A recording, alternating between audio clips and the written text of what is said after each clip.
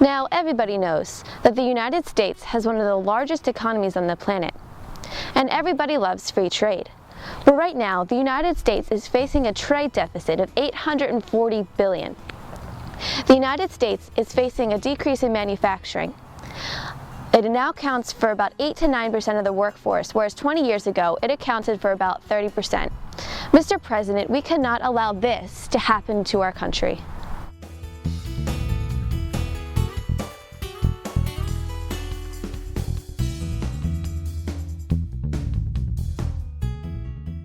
The United States economy is based on the concept of free trade, which means that international trade is left to its natural course without any tariffs, restrictions, or quotas. If everyone is trying to produce everything that it wants to consume, then it's going to take a whole lot of time and energy. Theory suggests, other than free trade is a good thing, it also suggests that eventually we should bring our trade balance, that is the amount that we're importing compared to the amount we're exporting, into balance at some point in time. It's called an equilibrium. But we haven't seen that in the United States because of some distortions in our economic policy that can be corrected. Today, the United States has various free trade partners, but countries like China are taking advantage of the United States by unfairly subsidizing their industries and by manipulating their currency. This has led the United States to fall into a massive trade deficit. Our trade deficit with the Chinese alone is $300 billion a year. That doesn't include Japan and many, many other countries. If more and more assets are held by foreign countries and more investment is occurring rather than saving, we do ultimately have a situation where some on net job growth will be faster in other countries than it will be in the United States. Millions of manufacturing jobs are being outsourced to other countries, and the United States is losing one of its largest forms of employment. Manufacturing used to be the backbone of our economy. It supported millions of families, was the staple of middle-class communities. There's only one true export we have anymore of real significance, and that's commercial aircraft. And that's mainly the Boeing civilian aircraft. And we're very worried about that, and as we wrote about in the book, because Boeing, to try to sell jet planes to the Chinese, is shifting some of their manufacturing to China. They're even turning over to the Chinese the manual on how to build civilian planes. The Chinese government has created its own corporation to build these jets. Another illustration of how our trading partners very often don't play by the same rules we do. So while some of our trade partners may be trading unfairly, it is important that the United States does not install any protectionist measures that could ultimately cut off the United States from potential buyers. And if we ignore the fact that there are that many customers for potentially purchase products made in the United States, then we're stopping ourselves from exploring a marketplace. So we have to explore trading with China. The United States is a democracy, so changes can be made to its government. But in China, the government is not a democracy, and changes cannot be made as easily. So their economic motivations are entirely different than they are in the United States. And if that's the case, it's definitely not this idea of if I do this and you do that and you do that a little better, we'll all be better off. A perfect example of the loss of U.S. manufacturing due to outsourcing is illustrated by the 2012 U.S. Olympic uniforms, which were made in China. I think they should take all the uniforms, put them in a big pile, and burn them. It completely could have been manufactured here in the United States. To make them in the United States would be very, very, very expensive.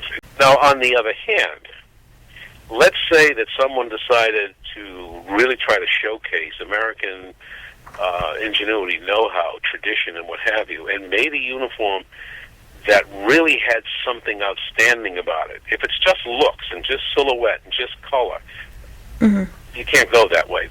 The United States used to produce a lot of textiles, and it just became far cheaper to produce textiles in other countries. People lost their textile jobs, but eventually the economy adjusted and people began to do something else. There are textile products made in the United States in the medical field and what have you that are so esoteric in some of these high-end textiles. It's like that Dreamliner, which is sitting on the ground these days. One of the things that makes it so fantastic is because a lot of the aluminum parts that were used in the wing and what have you were now are composites. But in order to make it a composite, you have a textile skeleton and things like that. we should stay in, so long as we have an advantage. But as soon as these things become ho-hum and everyday and commodity, we can't compete in them anymore. While millions of manufacturing jobs have been lost due to outsourcing, it is proposed that outsourcing has its benefits. Actually, by the companies, when they start to slim their operations or invest overseas, they are actually making profits so they can really go back to their core competency. They actually create more jobs at home. I don't know if it necessarily creates more jobs on net. I think what the point is of what his study suggests is that it could create better jobs in the United States and jobs that could serve the interests of these multinational corporations. We don't necessarily want to be producing some of the goods that we once did, because other countries can produce them much more cheaply and then can be sold to U.S. customers at a lower rate. Yet it is important that new manufacturing jobs and industries replace the lost ones in order to protect the middle class. Not that offshoring or outsourcing are evil, but that we need a fair and balanced trade policy so that our people, our jobs here, can compete properly with folks in other countries.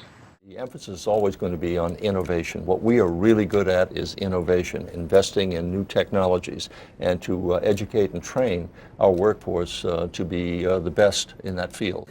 You're the men and women, you're the guys at the heart and soul, and I might add the spine of this nation. And Mr. President, I think of the people I've met who have lost their jobs. I go around my state and sit down with people who can't find work.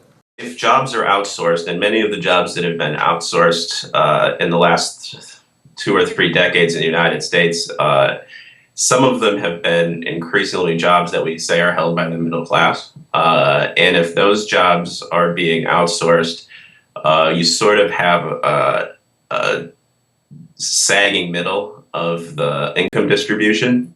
Middle-income families pursuing the American dream, having a balanced economy and opportunity, growing the middle class. These are all things that manufacturing supports. We're worried that unless we reverse tax policies, trade policies, and basically start reinvesting in the country, that it's going to be very, very detrimental to the majority of people. Not everybody, but to the majority. And that's really not what America's about. So for the United States to decrease the trade deficit, to increase the amount of manufacturing, and to protect the middle class, Mr. President, we should enforce trade laws. We should get tough with mercantilist countries. We should work to make sure that exports are not overwhelmed by imports, and we should inspire innovation and enhance the workforce.